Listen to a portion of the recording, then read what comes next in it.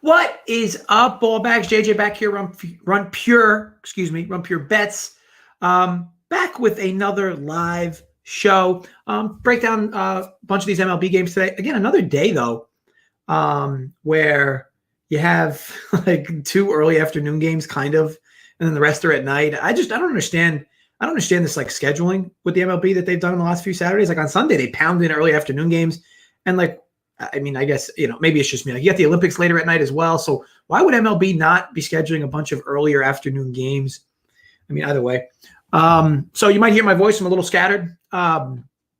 Stuffy nose and such. I actually got my second vaccine shot yesterday afternoon. I think I told you guys on one of the solo vids a while back that I did get microchipped 3 weeks ago. So finished off that shot yesterday and feeling a little bit under the weather, a little tired. But overall, we coast on. As for yesterday with the best bet, I mean, what is there to say? I mean, Mariners first 5, just another typical bet that is a push that I felt probably should have went my way. Mariners grab a quick 3-0 lead and then squander a few back, which is fine. But then in the 5th inning, I mean, a routine double play to end the inning. Guy botches the catch at second base. And then, a double down the line, which I was surprised. I mean, I don't know if you guys watched that game, but I was surprised for where that ball was and how slow the runner was at first. I forgot his name, who was running from first on that hit. But I almost thought for sure, as soon as where that ball was hit, that there was no way that he would get sent the go home signal. It just didn't make sense. Because again, you're watching the play live and you watch enough baseball to know, a double in that area of the field. And when you're dealing with a guy that's not very quick, he's likely going to get thrown out at home. For whatever reason, the third base coach sends him, and the dude would have been out by 10 steps. But of course, a one-hop throw from the shortstop, and the catcher can't make the play, and then of course that run scores. I mean, I still feel fortunate to a certain extent to not lose the bet, but I mean, it's games like that, man, that for me recently. I mean, the sample's going longer than recently though, but it's been tough sledding in those regards. So push that bet. It is what it is. Moving onward. As for today, decent sized slate. Again, my issue is just these early afternoon games. Like, it just doesn't make any sense. And I always fuck up this camera. I haven't been leaving the house much recently because my significant other has COVID. So we're kind of like each on our own side of the house, which she probably prefers, LOL. But I started buying this Starbucks cold brew in the big batch. And yeah, you guys know the mug. So I started buying the cold brew in the big batch, and she enjoys it and I enjoy it, and it saves us from actually having to go to Starbucks. So I'm all for it. If you guys haven't dug into the cold brew yet, in those big packages from Starbucks, pretty good. Question for anyone: when sportsbooks offer profit boost, do you prefer to use them on lower odds bets or higher odds bets? So, Adam, I think I can help you with that question. It really depends, though, and I'll give you perspective, and you can, take it or leave it. So, first of all, most profit bets are limited, right? So, profit boosts, are limited. So, I guess that depends, right? Because if you told me you were a $100 sports bettor and your profit boost, and your profit boost was maxed up. First of all, and this goes without saying, profit boosts, you should, as long as it's within your means, you should always be maxing out profit boosts. Okay, so if the profit boost is $250, hypothetically, let's say it's $250, and your normal bet size is 100. Okay, I get it. It's like, oh well, that becomes a 2.5 unit play for me, and I don't know if I really want that. But again, if you're going to get a 25% or 30% profit boost, maybe even sometimes they even go higher. I mean, it's free money. I mean, if the bet, my recommendation would be to get the most out of the profit boost you can. If you like a favorite, obviously boost them to a dog, a small favorite. And then if you really like, you can bet the other side a bit back as the underdog so that, at least that bet size isn't, at least you're not super vulnerable. I hope that makes sense, right? So like if it's a $250, let's say you're normally a $100 bettor and you have a profit boost, max bet $250. Okay. My opinion, as long as of course you're having proper bankroll management. Okay. You'll have enough in the account, right? So you would put $250 on the side you like to maximize that profit boost. Okay. Then for me, if you're not as happy if you know you're going to be sweating extra and you don't want to deal with losses in that respect at $250 because it's 2.5 times your normal bet size, my recommendation is bet back the other side at the dog price for $100. So then at least you're actually going to profit a bit on the dog price, the first dog price, right? Because it's not a true 1-to-1, right? I mean, unless it's like a plus 100 on the other side. But if you bet a small favorite and turn that into a dog, right, because of your profit boost, to me you can scale it back a little bit by betting a little on the other side, which again in turn does make it like $150 bet. But you get a little bit back from the money you bet on the dog on the other side because again it wasn't an even money bet. Like let's say it was plus 150 for your profit boost and plus 120 for the dog on the other side. I hope that example kind of makes sense. But again, at the end of the day, you still want to stay within your means. There's no right or wrong way, like whether you turn a minus 120 into a plus 120 or whether you turn a plus 120 into a plus 180. There's no right or wrong. I mean, make a bet you like. And my best recommendation I can give you is maximize the profit boost as far as like what the max odds they give you or max bet they give you, right? Because they're never gonna give you a profit boost where you can bet $1,000 in a profit boost. Like that's not gonna happen. I mean, maybe during NFL, but outside of that, it's not gonna happen. So catch up on some comments here. What's up, Nate? Nasty Nate as well. Chris, Eric, Chicago game over. Yeah, so I'll go over that game first, Eric. Put your wig back on. Yeah, I mean, I could have. I'll be honest. Also, I don't exactly feel all that great, but and that wig smells like shit. So for me to put it on is kind of a pain in my ass. But yes, it will likely be back on in the very near future. What's up, Patrick? Hey, Patrick comes in with the social non-erect dick size. I always tell you guys, you come in, you check in. None of this like, hey, what's up, or hey, how are you? I mean, well, I appreciate it. There's intro protocol here. We've been doing this for years. Your first name, last name, social security number, non-erect dick size, also known as flaccid size. Patrick over here comes prepared with the goods. What's up, Keg? How's the 3M tournament going for you? It's across the street from my house, and I don't watch golf. I was very light in that tournament, Scott. I dabbled with a few of the futures that Snyder gave out, and some of the stuff that was discussed from the show. I'll be honest. When I bet golf, at least over the last 6 months, I was more into it a year ago when it was like the only thing in town. But now I'll make a few futures bets and I don't even look at them. I mean, if they win, they win. I'm not gonna. I can't sweat golf for 4 days on minimal future bets for me. But again, teach his own. Cox says in social so many times I may be exempt. Yeah, Chris, we likely have your data archived, so you're probably good. Thanks, Ray. Appreciate that. She's fine. She's a absolute freak. So she's more than fine. She's in much better shape than I am, and I'm just getting fatter and fatter as days go by. Faxman 5 inches. What's up, Eric? Eastside Roller. Liking that New York Boston. So I'll get into these games. So I guess we could just start, right? As of right now, I've looked at this slate throughout and I've gone through each game, but I'll be honest, like to me, and you guys might not want to hear this, but I'm very much enjoying the potential for sleeping all afternoon. I do feel very tired, so I'm likely not going to give out anything for the afternoon. If I give out anything at night, I'll likely post it on Twitter. But again, I will give you perspective on each of these games for you. What's up, Alfonso Dyer?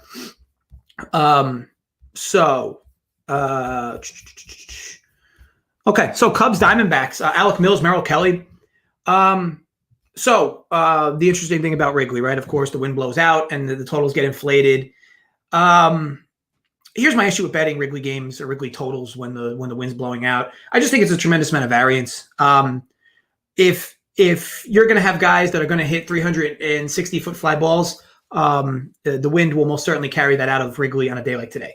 If you're going to have guys that get a lot of ground balls, it likely gets neutralized regardless. Now, these two pitchers, while they're not exactly big fans or household names in the respect of them being very good pitchers, like Alec Mills, for instance, he gets a ton of ground balls. I believe a slider or sinker he throws very often. Merrill Kelly gets a decent amount of ground balls as well as he throws similar pitches, but Alec Mills gets a lot more of those. When you have two kind of ground ball pitchers going in Wrigley with the wind blowing out, it is kind of difficult to love an over. Not to say it can't go over. Of course, a few pitchers miss their spots and a 3 or 4 run homer or grand slam, whatever. All in all, though, I'm sorry, I'm just looking at my dad's comment. I'll PayPal 20 for a razor. Yeah, I mean the beard's growing in. I'll look older with the beard, but I'll likely shave it tonight if I feel like it. but we'll see. Okay, so I hope that makes sense with the whole Alec Mills, Merrill Kelly, 2 ground ball pitchers going to Wrigley with the wind blown out, how it does kind of neutralize that. But with that said, of course, a few spots get missed and thing is with a total like 11. I mean, you need quite a few spots to miss, especially the first 5 or a full game. Both bullpens are very below average. I know that some people like the Cubs pen. I'm personally not a fan of them. Diamondbacks are arguably the worst in baseball. So if you're going to bet it full game, I'd probably prefer a full game if you wanted it over. And if you wanted it under, I'd probably prefer first 5 because I do think with these two, you'll likely get a decent amount of ground balls. As for Chicago being $170 or $180, it's well deserved, right? Well deserved. The Diamondbacks aren't trying to win games. So you might look at a line and say like Alec Mills minus 170. It's kind of egregious, and it is. But how do you bet on a team that doesn't want to win games? And again, I'm not a big team total guy today, especially in the over department. I'd actually argue there's probably value in going Diamondbacks team total under. Just because they're going to need to find some magic in this lineup today they would, I think, need 5 runs. It's probably 4.5 at heavy vig to go over. So call that a small lean, but either way, this is an off spot for me. I think that the line's fair. I think the market's reacted to how the Diamondbacks play on the road. And despite Alec Mills not being a type of pitcher that deserves a 170 tag, again, it is very difficult to enjoy any backing of the Diamondbacks in any respect. Okay, so Red Sox, Yankees, Nathan Eovaldi, Jameson Taillon. So you guys, I feel like I get Eovaldi often on these live shows. Must be pitching a lot on the weekends. Of course, the flamethrower from Boston, semi-journeyman as well. A guy that's consistently had location issues over his career. This year in particular, though, his location's been good, right? I mean, we know he gets the strikeouts. He throws one of the hardest throwing right-handers in all baseball, or at least one of the hardest throwing right-handed starting pitchers in all baseball. And Jameson Taillon, I said this before, I am a Taillon guy. I'm more of a Taillon guy than a Montgomery guy. I know Montgomery's good, but or I guess it's how you perceive it, but I'm more of a Taillon guy than Montgomery. I watched 2 of them pitch a lot, obviously being here in New York. And I just feel like Taillon's a better arm. He's got better stuff, in my opinion. With that said, the Yankees are a very difficult team to back right now, right? This bullpen is a complete disaster. Even the guys they bring in that are good arms, they can't get out of their own way. This team is dealing with the mental yips, especially with the bullpen. And, of course, their lineup is missing a lot of bats as well. That makes things very difficult if you want to back the Yankees. With all that in mind, the Red Sox here at $170 to me says that that's included here, right? So the Red Sox win a game yesterday and I believe the game before on Thursday in extra innings, and they won yesterday pretty easily. This Yankees team is just not playing with confidence at all. And I know that people don't always it's so funny that the manager discussion, right? Because you have some people that think that managers don't matter in baseball and some that do. I've continued to say this for a few years now. There are about 5 to 10 managers in baseball that will win your team about 10 to 15 games based on their decision-making. There are another 5 to 10 managers in baseball that will lose your team 10 to 15 games in a season. And I don't mean lose. I mean their net at the end of the year will be this manager lost us 10 games, net neutral, all games considered. Maybe he won us 20, but lost us 35, that type of thing. I don't think Aaron Boone's a very good manager. I like Girardi in New York, and I'm not a Yankee fan, so, don't get at me with the Yankee stuff. I was a Girardi guy. I know that he kind of ran himself out of town, but I watched the decision-making Boone makes, and it's just kind of head-scratching to me on many fronts. But anyway, I know I'm kind of going off on a tangent there. For me, small lean under the number of 9 full game. I actually prefer the first 5 because the Yankee bullpen is such a mess. But again, it's just a lean. This wouldn't be a bet I'd make. And I won't make it because, look, the Red Sox have enough pop to cause enough damage against Taillon, and the Yankees top of their order is still potent, right? So this is just not a typical game or the kind of game I really want to back right now. Again, the market's inflated here against the Yankees, and deservedly so. So I will stay away from this game. Okay, so Braves, Phillies, Vince Velasquez, Drew Smyly. So Vince Velasquez, what is there to say about Vince Velasquez? The extremely high walk rate for Vince Velasquez, right? He is extremely difficult if you watch him pitch. His location, he really needs an umpire on his side to get corners his way, and he often does. I mean, this year more than ever, there's been just an egregious strike zone with umpires. I mean, love anything as much as these umpires love ringing up strike 3 on balls that are a few inches on the outside corner. But look, I mean, this is a dude that for 2 straight years now is basically have a sub walk rate of 5 per 9. That is just too much hot water. He does bail himself out because he has good stuff. He can strike out a decent amount of guys and get himself out of jams. He also has a problem with the home run ball. And you're in Philly here with warm weather. Drew Smyly's a very similar pitcher in that regard, though, right? The left-hander, again, probably walks too many guys, not nearly as many as Velasquez. But, I see a total here, 10.5. It's a fair number for me. I mean, I know this is basically the ceiling number that you would expect to see in Philly. I always talk about park dimensions and totals in parks. 10.5 is a big number for this park. I know that this can at times be a very good competitor to Cincinnati's ballpark in terms of how well the ball carries in warm weather. But 10.5 is a high number. But again, you have two very vulnerable pitchers. You see the two high ERAs. I personally can't bet it over at 10.5 at this park because it is close to the ceiling at this park's dimensions. I do have a slight lean in favor of Philly, though. I know they didn't look the part yesterday. At least I don't think they did. Did they come back? Were they? Oh, no. What am I talking about? Zach Wheeler pitched yesterday. I don't know why I'm getting those games confused. So when Wheeler, and like I said in the live video the other day, Wheeler is just a stud this year. I mean, that dude has turned into an absolute monster. His K rate's up. His walk rate's down. Gets a ton of soft contact. It was nice to see him pitch well yesterday. And look, here we go again. Again, slightly in Velasquez. I've backed Smyly a bit when I think the market's gone against him and after a few bad starts. But yeah, for me, it's a cheap price on Velasquez. Look, if he doesn't walk a ton of guys, you likely cash this bet easily. If you get the Velasquez where his location's out of control, yeah, I mean, you can rip that ticket up as soon as you make the bet. But either way, moving on. Marlins, Padres. So I told you guys from the video on Friday that for whatever reason, the Padres were like $1.20 against the Marlins, or maybe $1.40 against the Marlins. And why, right? I mean, this Padres team up and down the lineup is just so much better of a team than the Marlins. I know the records aren't all that crazy discrepancy. I mean, they're about, the Marlins have about, they're 8 games back or so from the Padres. But when you consider it, the Padres were kind of expected to be this. The Marlins were not expected to be where they're at right now. However, you get Ryan Weathers, the lefty. And look, as we know, the Marlins do have semi-potent right-handed bats. So it would deter me enough away from this game. This total seems high to me at 8.5. The problem is I don't know who's pitching for the Marlins. I don't believe that's been announced yet. And I don't know how you can personally make a bet on a team or against a team if you have no idea who the other pitcher is. So I won't really break down this game much, but assuming you get a neutral arm for the Marlins, I would probably still go back to the Padres' first 5 well. That would be my take there. Cincinnati. So Luis Castillo and who's going for the Cards? So Jake Woodford. Not a whole lot of data on Woodford, but you guys should know by now Luis Castillo is in the middle of a really good pitching run.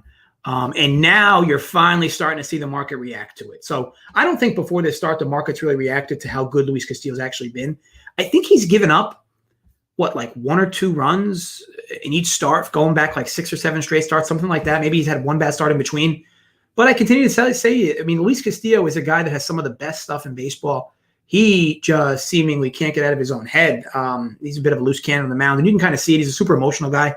I love backing the kid at home, and I love backing the kid in warm weather. You're going to check both those boxes today. However, this line is 180, which, again, this is one of the higher lines Luis Castillo's had in quite some time. This is like an opening day line for Luis Castillo, but if you remember, Castillo's ERA was upwards of 7, I think all the way up until the end of May. So, he's really kind of lowered that ERA, and he's been tremendous. And you would expect that to continue here. Maybe you target the Cards team total under. It'll probably be 4. It'll probably be 4-ish, or maybe you go first 5 under their team total. But look, it is always interesting with Castillo, though, right? Because he's another guy that has some severe walk problems. I mean, even in his good starts, he's had over the last month and a half or so, 1 or 2 starts, he's walked like 5 or 6 guys. That's just kind of crazy. And again, he's not the type of pitcher. He's a different pitcher than who I mentioned with Vince Velasquez before. Like Vince Velasquez kind of needs help from the umpires.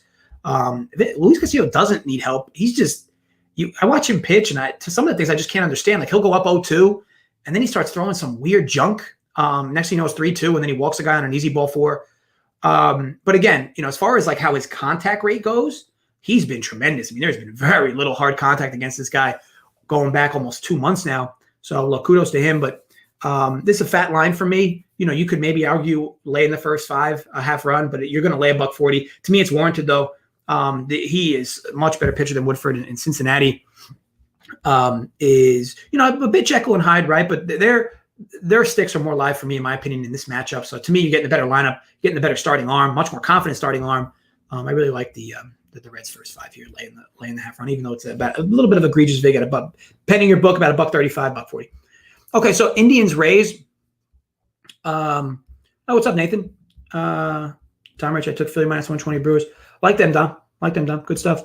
So, okay, so Indians Rays. So JC Mejia, Drew Rasmussen. Now the Rays will have a bullpen day today. I'm not really sure who's going to follow him. And what a start for Cruz yesterday, right? Did he homer yesterday? I thought he had a pretty good day. I don't remember if he actually homered though. But either way, good start for him. And look, there couldn't be a team that's relevant coming into the postseason, or as we slowly approach the postseason, that really needed a lefty masher bat than the Rays. I thought it was an absolute perfect setup for them. This is a team that's consistently struggled with left-handed pitching. And Nelson Cruz is just one of the best left-handed mashers in all of baseball, and he's having another good year. I think the dude's like 40, right, or 41. I mean, kind of giving like Ortiz vibes in that regard. Just a tremendous hitter. And again, I thought it was a really good pickup for the Rays, and that kind of showed yesterday. Now, JC Mejia, 1.5, 7.53 ERA. That's surface though, right? His advanced stuff's not much better. Rasmussen is another guy that's kind of struggled. I'm surprised they're using him as an opener because he doesn't have the type of stuff that you would often see from an opener. I mean, normally these teams that try to use openers normally have at least decent arms that they open with. Rasmussen, it's an interesting choice here from the Rays. With all this in mind, this total at 10 is an absolute ceiling total for this park. You will not see totals higher than 10 in Progressive. And, so for me, it has to be a lean in the under. I don't care who's pitching. I don't care if it's two high schoolers going up against one another against major league lineups. This is a massive number for this park. So yeah, for me, under 10 would be a strong lean for this game. You could go first 5, but I think over the Indians' pen is not great, but it's not terrible either. The Rays' pen again is a pen that I truly believe is a top 5 pen, and I know it's not saying much, but their close end guys are really good. And if they have a lead late, yeah, to me it's a good spot. So I do like the under there at 10. I think it's a bit high. Okay, so Astros Rangers. Now, if you guys remember, I did say that I thought that if you could get 2.5 with the Rangers the other night against Odorizzi, I thought it was a smash spot. I don't think 2.5 popped, and even if it did, it was probably like minus 160 or minus 155. The realistic line was probably 3. It was probably 3 minus 110. And I don't really know. I know they had 3 in like the 5th inning. Did they end up having more than 3? No. So they actually landed at 3. So 2.5 would have been the actual call. And that was what I said. If you saw that number, and you could have got it live, right? If you bet it live, I mentioned on the live show that 2.5 was a target. Here, Kyle Gibson for Amber Valdez. So another lefty at this Rangers lineup. This Rangers lineup is just so bad versus left-handed pitching. And Kyle Gibson, of course, yes, coming off a bad start against the Tigers. However, he just like has the Astros number. I think he's thrown against them 3 or 4 different times this year. And I think every start's been a good start. I don't think he's actually gotten like lit up in any start against the Astros this year. Now I'm saying that, it's making me think if that might not be true, but I'm pretty sure he's pitched against them like at least twice. So 6 innings, 1 earned, 6 innings, 1 earned, 7 innings, 2 earned. Yeah, I mean, this dude just like has his team's number. And he comes off a really bad start. He actually comes off 2 bad starts against the Tigers. Call this a correction spot, if you will, for him. Again, this Astros lineup is scary. This Astros lineup is pretty scary, but when you look at how Gibson gets guys out, it's all about location based. And maybe I know we could argue regression was coming with his super low ERA, which was egregiously low, but he's still good. Like his advanced stuff still kind of backs him up a little bit. Again, maybe more regression's coming, but we'll come to him in 3 straight starts. I don't know about that. Framber Valdez, though, on the other side, good left-hander. And again, that neutralizes the Rangers' bats, or should neutralize the Rangers' bats. To me, it's a really strong lean here under first 5. This should be 4.5 pending your book. Total of 8. You should be able to get 4.5 at like $1.25-ish. That is a really strong look for me. Again, a guy in Gibson that's been super good, super potent against these Astros bats. And the Rangers just often do nothing against left-handed pitching. And Framber Valdez also comes off a bad start, or a few, bad starts, if you will. To me, it's a good get-right spot for both arms, and I like that under. Okay, so next game, Mets Blue Jays, Taijuan Walker, Hyun-Jin Ryu. So Steven Matz, in his little return to Citi Field yesterday, didn't pitch poorly, but didn't pitch great. Didn't get any support. And here you get two good arms. Now I know everyone is drinking the Taijuan Walker Kool-Aid, and that's fine. I'm not against that. But woof, is this a fair price for the Blue Jays? This is a cheap number. The problem is the Jays haven't really been hitting, right? So it makes it tough for you to want to bet them. Overall, you want to back the Jays at a cheap price like this, but at least the Mets are hitting. And Taijuan Walker comes from the right side. I could be wrong. I always thought he was a reverse splits guy. Again, now nothing's it's got me debating. Maybe that's changed a bit this year. So he's a reverse splits guy. So reverse splits, just so you know, guys know what I mean. He's a right-handed pitcher that actually pitches worse to right-handed bats. And look, what do the Blue Jays have? A ton of right-handed bats. So I think the price is a bit cheap here on the Jays. If you can get minus 115, to me that's a solid look, full game as well. The Mets have good righty bats, but Ryu is just such a good arm, and now you put him in a National League start in a pitcher's ballpark. For me, it's a cheap number on Ryu. So yeah, call it strong lean there, Blue Jays. Giants, Pirates. We saw it last night, right? The Giants come off a very emotional series with the Dodgers with a lot of emotional wins late. And I'll get to the Dodgers late as the next game, but you want to talk about your classic laydown spot for a baseball team. Look no further than last night, right? The Giants are riding this emotional wave or emotional roller coaster, and they host the Pirates in a start that they should mash, right? But mentally, right? I mean, where were their heads at, right? I mean, when you think about it, I'm sure there was a decent amount of celebrating. I mean, this team has well exceeded expectations this year. There's been a bunch of teams that have exceeded expectations this year. This is by far the team that's exceeded the most. Who would have thought this team would be leading the division this far into the season? Again, a division where Padres, Rockies were all the talk of the town. And the Giants just kind of continue to grind out wins, and they continue to do work within games. And the interesting thing was, I don't think this team won one single game when they were trailing in the ninth inning. And they did it twice in a row against the Dodgers. So again, this team was riding a bit of an emotional roller coaster last night, and that kind of showed. And Cueto didn't pitch well, and the Pirates were able to score runs. And this spot's a little different, though, right? I mean, Gosman's been incredible.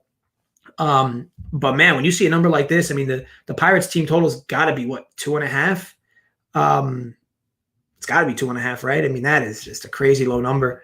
I know Gosman's been good, but man, I mean, think about it. When you have a total of 2.5, if the Pirates have 0 runs in the third inning or 0 runs after the third inning, after the top of the third, you're going to be looking at a live team total for the Pirates of 1.5. You can accidentally score 2 runs in baseball, and they're going to get the 9 at-bats. Like I said, I get it. The Giants had their hangover loss yesterday, and they probably get over it now. But when you're talking on numbers that kind of make sense, a 2.5 team total for the Pirates here, as good as Gosman's been, is a decent look, but I would prefer to wait till top of the third if you want to bet it live, if you can, and do it that way. So again, maybe wait middle of the third, over 1.5 Pirates team total, because again, I think that you can accidentally get there. Dodgers, Rockies, Tony Gonsolin, Kyle Freeland. Speaking of the other direction, right? Because that's what this is now. In terms of the Giants are on the plus side of what's been happening recently, and the Dodgers are on the negative side of what's been happening recently. The Dodgers bullpen's been a bit of a disaster. Kelly Jansen's come in 2 straight saves, blew him. Yesterday they bring in a different guy, and he blows a save. And it was like I said, to me, the Dodgers are not in the type of form that you should be laying 210 with them. There will be times throughout this year where the Dodgers will be worth actually betting them at 210 or 240 or 250, because there'll be games where realistically there should be minus 400 in, and they'll hang at 250 or 280. Here, though, again, another spot where you're looking at a team in the Rockies who is hitting, has nothing to lose. And this Dodgers team is got to be scatterbrained, right? After the whole Giants series and then what happened yesterday, whoever they bring in as a closer, I mean, they're going to be dealing with mental demons. To me, if you're going to bet the Dodgers to win here, I personally just think you should bet their team total over. It's probably 5, because to me, for the Dodgers to win on a cruise control basis, they're probably going to need 6 runs here, because their bullpen's a bit of a mess. Gonsolin is not nearly as good as his surface shows. Rockies are hitting, and I know when you look at their full season numbers for the Rockies on the road, it's not very good, right? Their sample, but their recent sample hasn't been terrible by any means. So I think that is starting to median itself out. And to me, this is just a typical math line. Dodgers versus the Rockies. Dodgers should be minus 200-ish, no matter who's starting. But again, it doesn't make a whole lot of sense to me. Again, like I said in the last video, I don't mind the Rockies run line again. +1.5. This team's live. Dodgers bullpen's been having issues. And again, for me, if you want to bet the Dodgers, to me, just bet over their team total, because I think that if they're going to win this game without sweating much, they're likely going to have to have 6 runs. And if you think they'll score 6, great, bet them. If not, I don't know what to tell you. But Freeland's been a bit of a bad arm this year, and I've always liked him. A crafty lefty that doesn't throw hard by any means, but has a lot of tricky stuff. But he hasn't been pitching confidently by any means. But again, now he gets to face a lineup that's got to be dealing with some mental demons as a whole. I mean, the way this team's lost their last few games has not been fun by any means. And again, there's a human element to sports, right? And I think you have to kind of evaluate it, much like I said with the Giants yesterday, with kind of like a hangover spot, if you will, for the Pirates or for the Giants. So anyway, that's my take. Mariners Athletics, last but not least. Disaster game yesterday, as I said. But again, these are the kind of games where I can't get out of my own way. You're in the top of the 5th, you're up a run. You get a routine double play ball with 1 out. Hard hit at the shortstop, plays it, goes to second baseman bobbles the ball. Next guy doubles on a ball where the guy running home was out by 5 feet and the catcher drops the ball. These are the types of things that, when you're dealing with in certain samples, you just can't get away from it. And I'm kind of content that I pushed last night. But again, these types of bets, I mean, the Mariners start out 3-0. I'm not even laying vig. I'm laying like 105. It's very, very frustrating. But on to tonight. So Logan Gilbert is a guy that's been praised a lot by the market.